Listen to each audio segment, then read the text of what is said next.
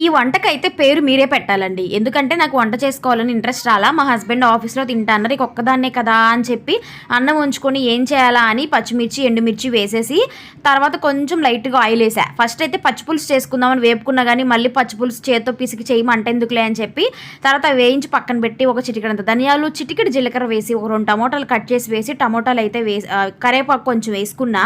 తర్వాత మనం కొంచెం కల్లుప్పు వేసి మనం వేయించుకున్న జీలకర్ర, ధనియాలు మిక్సీ పట్టి ఆ వేడి వేడి మీద ఈ టమోటా చింతపండు కూడా వేసేసాను. ఎందుకంటే అప్పటికప్పుడుకి అన్నం వండుకొని ఏం చేయాలో అర్థం కాక ఇది చేసుకున్నాను కదా, అది చల్లారే టైం లేదు. ఇక వేడి వేడి అన్నంలో కొంచెం నెయ్యి వేసుకొని తిన్నాను. నిజంగా దీని పేరేంటో నాకైతే తెలియదు కానీ టేస్ట్ మాత్రం చాలా చాలా బాగుందండి. నోటికి పుల్ల పుల్లగా కారంగా అసలు ఎంత బాగుందో. నేనైతే తిందామా వద్దా అనుకుని ట్రై చేసి కడుపు నిండా తిన్నాను ఆ రోజు అన్నం అయితే. ఇదేదో భలే ఉంది, దీని పేరేంటో తెలియదు కానీ బట్ మళ్ళీ మళ్ళీ చేసుకోవాలి అనిపించేలా ఉంది. ఇడ్లీ దోశలో కూడా సూపర్గా ఉంటుంది కాంబినేషన్ బట్టి. ఖచ్చితంగా ట్రై చేయండి, మీకైతే నచ్చుతుంది. వీడియో నచ్చితే